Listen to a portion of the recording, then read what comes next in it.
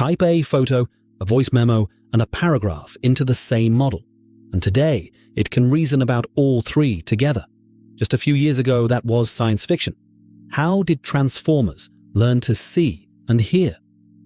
Hi, I'm Mira.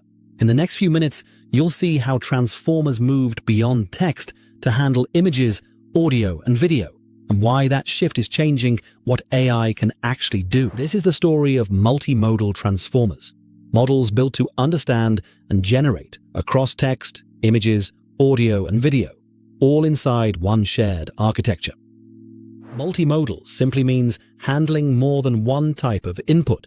Text gives language, image gives visual scenes, audio gives speech and sound, and video adds motion over time, all processed by the same underlying network. Each modality first passes through its own encoder. Text becomes tokens, images become patches, audio becomes a spectrogram. Then a fusion layer maps them into one shared embedding space, so the model can reason across all of them at once. Picture a radiologist reviewing a chest X-ray alongside a written report. A multimodal model can now do both jobs at once, cross-checking what the image shows against what the notes claim, flagging mismatches a human might miss.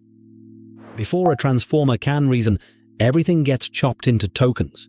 Text splits into subword pieces, images split into small patches, audio becomes spectrogram frames, and video becomes patches across both space and time. Progress has been steady. Models answering questions about images scored around 55% accuracy in 2016. By 2024, the best systems clear 88%, matching or exceeding typical human baselines on this benchmark. This scale exists because of enormous datasets.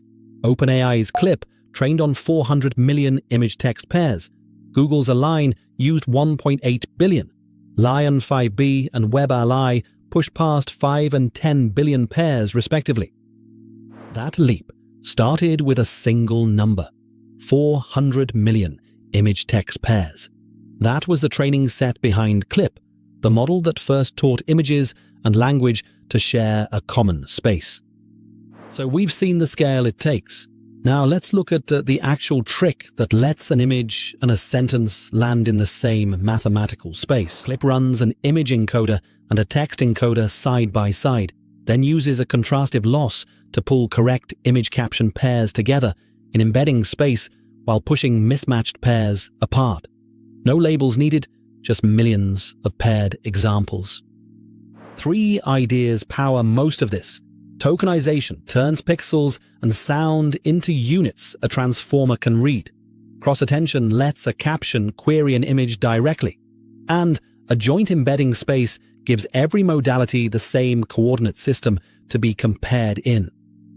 In hospitals, this shows up quietly but powerfully. A model comparing an MRI scan against a radiologist's dictated notes, catching when the description doesn't match what the pixels actually show.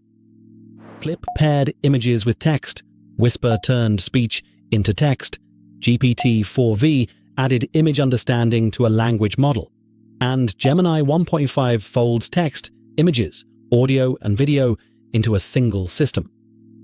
On a hard multimodal reasoning test, GPT-4V scores 56%, Gemini Ultra and Claude 3 Opus both hit 59%, and human experts still lead at 76%. The gap is closing, but it's not closed. Ask a modern voice assistant a question, and it's not just transcribing your words anymore.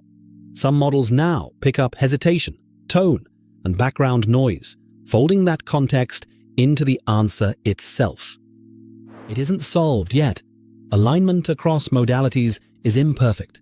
Compute costs scale with every added sense, and grounding errors persist.